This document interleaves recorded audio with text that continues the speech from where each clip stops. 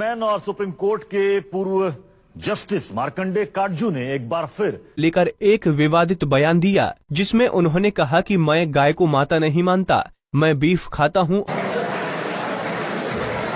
आप गाय को माता मानते हैं? बताइए, सोचिए, कोई जानवर किसी इंसान की माता हो सकती है? जरा दिमाग है आपको कि गोबर भरा हुआ है आप में, मगर पगलेटी भरी हुई है। माता माता माता पागलों जैसे चिल्ला रहे हैं और पकड़। मैंने तो देखिए साफ साफ कह दिया, मैं साइंटिफिक आदमी हूँ, मैं गाय को माता नहीं मानता हूँ। जैसे घोड़ा है या कुत्ता है वैसे गाय है, एक जानवर है। और दुनिया खाती है गाय बीफ, अमेरिका खाती है, यूरोप खाती है, अफ्रीका खाते हैं, चाइना, रशिया, ऑस्ट्रेलिया, इवन ये अफगानिस्तान, पाकिस्तान, थाईलैंड, हमारे हिंदुस्तान में भी। अभी मैं केरल होके आया हूँ तो मैंने वहाँ बीफ खाया। क्या कोई बुरी चीज नहीं है? दुनिया खाती है। आप वो सब बुरे लोग हैं, आप ही साधु संत हैं।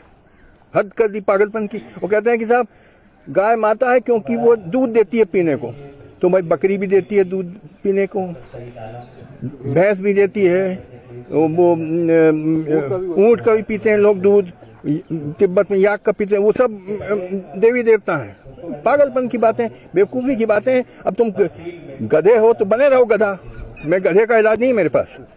गाय को माता मानना और पूजा करना निहायत बेवकूफी की बात है। गाय एक जानवर है, जैसे घोड़ा और कुत्ता होता है वैसे, उससे ज्यादा मैं नहीं मानता हूँ।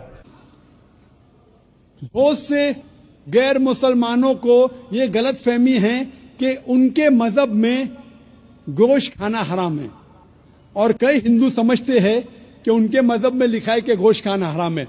और आपने कहा कि हमारे धर्म में गोश्त खाना हराम है। भाई साहब, आपको आपके धर्म का इल्म कम है, इसीलिए मैं कहता हूं कि हिंदुइज्म जानने के लिए हिंदू की तरफ मत देखिए, हिंदू ग्रंथ का मुताला कीजिए। जब आप हिंदू ग्रंथ का मुताला करते हैं, लिखा है मनुस्मृति में चैप्टर नंबर 5 श्लोक नंबर 30 में, उसमें लिखा है कि ईश्वर ने कुछ जानवर बनाए खाने के लिए और कुछ जानवर को खा जाने के लिए। God has created some animals to eat and some to be eaten. अगर आप उस जानवर को खाते हैं जिन जानवर को खुदा ने बनाया है खा जाने के लिए, तो आप गुनाह नहीं कर रहे। If you are eating the animals who God has created to be eaten, you are not doing a sin. आगे जब पढ़ते लिखा है मनुस्मृति में चैप्टर नंबर 5 में, अध्याय नंबर 5 में, मंत्र नंबर 40 में, कि खुदा ने कुछ जानवर बनाए हैं कुर्बानी के लिए। अगर आप कुर्बानी में जानवर का कत्ल करते हैं तो आप गुनाह नहीं करते। आगे लिखा है मनुस्मृति में चैप्टर नंबर 5 मंत्र नंबर 41 में कि जानवर का कत्ल करना जो जानवर खाने के लिए बनाए गए हैं वो गुनाह नहीं है। इसी तरीके से कई जगह वेद में लिखा है कि ऋषि गोश्त खाते थे, जानवर को खाते थे। वक्त नहीं है डिटेल में बात करने का, लेकिन अगर आप महाभारत पढ़ेंगे अनुशासन पर्व चैप्टर नंबर 88, इसके अंदर युधिष्ठिर जो पांडव का एक भाई था, वो पूछता है भीष्म से कि हम यज्ञ में, पूजा में क्या खाना दे भगवान को, ईश्वर को, ताकि हमारे पुरखों को संतुष्ट मिले।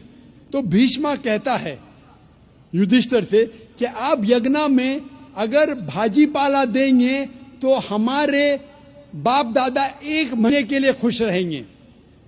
अगर आप मच्छी देंगे 2 महीने के लिए, अगर आप खरगोश देंगे 3 महीने के लिए, अगर गोश्त देंगे तो 4 महीने के लिए, अगर आप बेकन देंगे तो 5 महीने के लिए, अगर परिंदे का गोश्त देंगे तो 6 महीने के लिए, अगर हिरन का गोश्त देंगे तो 7 महीने के लिए। पूरा मेन्यू है, माशाअल्लाह बड़ा मेन्यू है।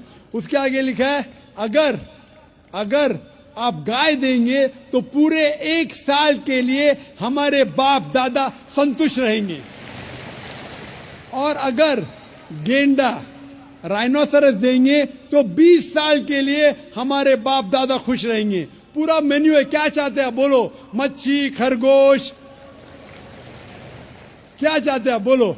ये आपके ग्रंथ में लिखा है, मेरे ग्रंथ में नहीं। हमारे ग्रंथ में सब चीज खाने की इजाजत नहीं, सिर्फ वो चीज जो हमारे लिए हलाल है। इसी तरीके से बाइबल में भी लिखा है आप गोश्त खा सकते। अक्सर धर्म की किताबों में लिखा है कि आप गोश्त खा सकते हैं।